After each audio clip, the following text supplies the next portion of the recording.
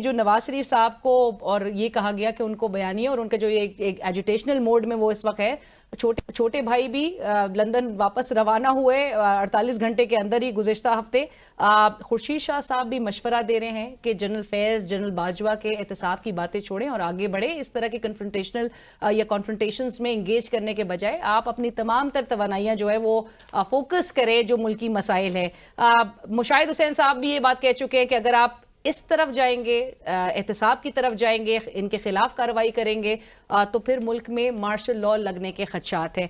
आपको क्या लगता है, छोटे भाई वैसे नाकाम हो गए हैं इनको मनाने में? देखिए जी, मैं समझता हूँ कि जो उनका बयानिया है ये बयानिया शहबाज शरीफ साहब का बयानिया और है, मुस्लिम लीग के सरबराह तो और है। अब एक तो पॉलिटिकल बात यह है कि मेरे ख्याल में उनकी शायद आपस में पार्टी के अंदर लड़ाई जारी हो, और दूसरी बात यह है कि वो कोई ऐसा बयानिया के साथ पाकिस्तान आना चाहते हैं जो समझते हैं कि पब्लिक के में पॉपुलर बयानिया और मुझे वोट मिले, लोग मेरा इस्तकबाल करें। तो बाकी ये मुझे तो मेरे जैसे पॉलिटिकल वर्कर को तो ये शक कोई नहीं कि वो इस बयानिया के साथ वोट को इज्जत दो के बयानिया के साथ मुखलस नहीं रहे, तो इस बयानिया के साथ क्या मुखलस होना उन्होंने। तो आपको लग रहा है कि वो एक बार फिर दीवार में टक्कर मारने की तरफ जा रहे हैं? नहीं, मुझे लगता है ये सारा टोपी ड्रामा है। लेकिन मुल्क में ऐसे बयानात, और फिर जब कौमी लीडर कोई बयान देता है तो उसकी बड़े दूर आसमानी होते हैं, और उसके फिर जो होते हैं ना आफ्टर इफेक्ट्स, आफ्टर शॉक्स भी होते हैं। तो आफ्टर शॉक्स तो होंगे, लेकिन बात यह है कि इस वक्त अवाम जो महंगाई, बैड गवर्नेंस, निज़ाम अदल का कमज़ोर होना, ये मसाइल बहुत ज़्यादा हैं इस मुल्क में।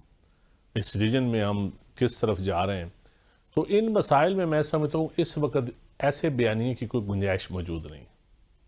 लड़ाई की तरफ जो भी जाएगा, मैं समझता हूँ कि वो हमारे निज़ाम के लिए, हमारे मुल्क के लिए ठीक नहीं है। हमें चीज़ों को आगे लेके चलना है। पॉलिटिकल फोर्सेस को बैठ के बात करनी पड़ेगी, और बैठ के सबसे बेहतर इस वक्त बयानिया है कि फ्री एंड फेयर इलेक्शन हो जाए। लेकिन अलमिया जो PTI के साथ और नून लीग के साथ है ना, वो उनका मकसद होता है कि जो कोई जज और जर्नैल हो जो हमारी तरफ हो वो ठीक है, जो हमारे मुखालफ हो वो काबिल एहतसाब है। ऐसा नहीं होना चाहिए।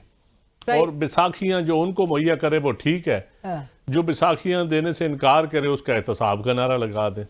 ठीक है, गलतियां हुई हैं इस मुल्क में, बड़े बड़े ब्लंडर हुए हैं, बड़े बड़े खलवाड़ हुए हैं, लेकिन फिर भी जो पीपल पार्टी का नारा है, democracy is the best revenge, जमहूरियत बेहतरीन इंतकाम है। मुशर्रफ केस में वो देख लें, मुशर्रफ को कैसे डेमोक्रेटिक तरीके से निकाला, उनको जाना पड़ा। लेकिन अगर आम पीपल पार्टी उसी दिन हुकूमत में थी ना, उसी दिन 7 मुशर्रफ का ट्रायल शुरू हो जाता तो लड़ाई होती ना, 18वीं तरमीम पास होती ना, सूबों को हकूक मिलते ना, बेनजीर इनकम सपोर्ट प्रोग्राम आता, क्या क्या चीज़ें मिस हो जाती, लड़ाई में की नज़र हो जाती। तो मेरे ख्याल में अब मियां साहब को भी मुल्क की बेहतरी का जो एजेंडा उनके ज़हन में है, कह रहे हैं ना कि तरक्की का जो सफर है वो अगर जारी रहता, उसका तसलसल 2017 नहीं, से, वो ये तो भी आज डिबेटेबल है, ये भी डिबेटेबल है। तरक्की का सफर हर जमात कहती है कि मेरे दौर में बेहतर हुआ है, लेकिन वो कह रहे हैं 2017 से ही बात शुरू होगी, तो 2022 और 23 किस खाते में जाएगा? आप लोग के खाते में जाएगा? हुकूमत का हिस्सा तो नदीम साहब आप भी थे। नहीं, सबके खाते में जाएगा। PTI के खाते में मेजर पोर्शन जाएगा और बाकी जमातों के खाते में भी जाएगा। देखिए, जब कोई सियासत करता है ना, जो अपोजिशन में बैठा होता है वो भी कुछ जिम्मेदार होता है। उसने भी सियासत को जो डायरेक्शन है वो अपोजिशन का भी किरदार है उसकी ठीक करना। पार्लियामान की अहमियत, पार्लियामान को इज्जत देना अपोजिशन का भी किरदार है। इसी तरह मैं समझता हूँ कि सारे इदारों का, तमाम स्टेक होल्डर्स का इसमें करैक्टर है।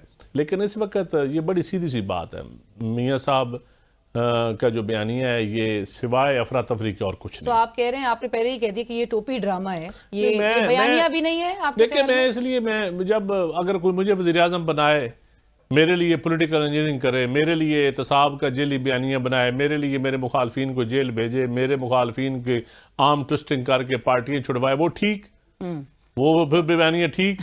तो जो मुझे मेरे खिलाफ हो जाए, वो तो भाई आप ये ट्रेंड खत्म करें ना। ट्रेंड आप हुकूमत में, सिस्टम में आके खत्म कर सकते हैं।